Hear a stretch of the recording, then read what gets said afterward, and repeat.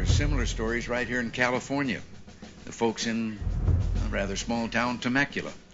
They got together and built themselves a sports park, held fundraising, barbecues, and dinners, and those that didn't have money volunteered the time and energy, and now the young people of that community have baseball diamonds for Little League and other sports events just due to what's traditional Americanism.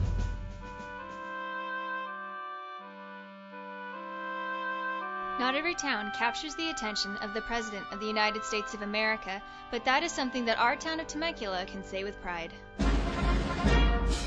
Hi, I'm Kristen Weaver, and for the next few minutes, I want to talk to you about a special event in the history of our town. Why did the people of Temecula receive the recognition of a president? Because the same trait of volunteering, hard work, and personal initiative that made our country strong was demonstrated by the people of the Temecula Valley.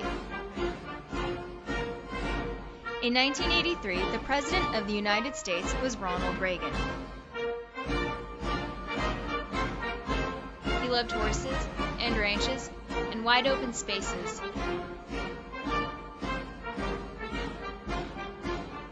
He actually owned land in the valley and so was familiar with the Temecula area. Our town looks a little different from the way it did then. Not long ago, where the Promenade Mall stands today, cows were grazing in a dairy farm. Just imagine, Temecula had no mall, no restaurants, few paved roads, only one stoplight, no city government, and no parks. This is the story of how Temecula got its first park. This is the story of the Ronald Reagan Sports Park. And how a town of people, with the right spirit of can-do, got a big job done. Today in the park, you can see a recreation center, a swimming pool,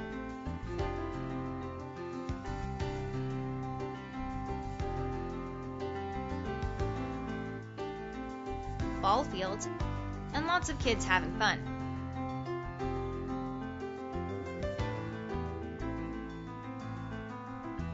But in the late 1970s, this was just raw, hilly land, a lot of trees, dirt, rocks, and weeds. The land, owned by Kaiser Development Company, was offered to the community if the townspeople could build a park. It was desperately needed. Little League and soccer teams had to find flat vacant lots or wait for a turn to play at the only elementary school field.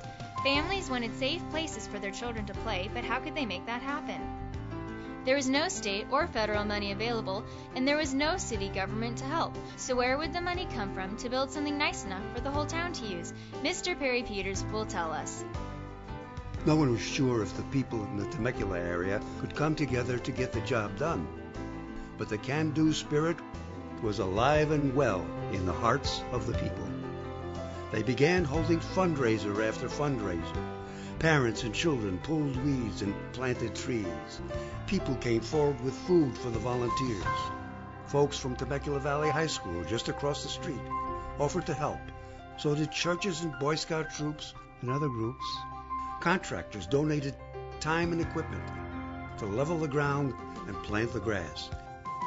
It seemed everyone chipped in one way or another. It took years, but in spite of setbacks, the park was finished. Little League, soccer, football, and other groups had a place to play. Families had a place to picnic. But the volunteer spirit didn't stop there. People volunteered to clean up, make repairs, and mow the grass. But what does all this have to do with former President Ronald Reagan? All this time, President Reagan knew what was happening in our little town. He was proud of us. He saw that the people of Temecula were demonstrating what makes this country great. On March 3, 1983, in a speech he gave to the U.S. Olympic Committee, President Reagan complimented the people of Temecula for their can-do spirit. He said, "Private initiative is our most precious American resource, and it's as alive today as when our ancestors used to join in barn-raising parties when a neighbor needed it." He praised the people of the Temecula Valley as an example of what can happen when the right spirit of can-do and I will replaces let's wait and I won't. He described our republic as a noble American tradition of direct citizen involvement. That means each person takes the initiative to get the job done, rather than waiting for someone else to do it first. took a lot of neighbors working together to build a sports park. Today, the people of Temecula are determined to honor this great event in our city's history by building a monument to the volunteers who created the park and to the president who honored their typical American spirit. Recently, Edwin Meese III, the man who served as U.S. Attorney General under President Reagan, visited our community and had this to say. Well, I'm very impressed with the people of Temecula and the surrounding area that have made the Ronald Reagan Sports Park a reality. Even though the city has grown larger, the sense of community is still here. Ronald Reagan would be very proud, both of the fact that this monument is being built, that the funds are being raised, but also he'd be very honored that the sports park was named after him. Each year, we set aside a special day to celebrate Temecula's can-do spirit. Students are invited to enter a contest by writing an essay that explains why we, as a community, honor Reagan and the early Temeculans. Students are asked to define what individual initiative is and what it means to them. As a prize, a U.S. savings bond is given to each top essay contest winner.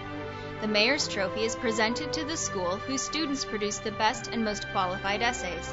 It's a traveling trophy measuring almost 4 feet high and becomes the property of the winning school for 1 year, until the next year's winner gets it.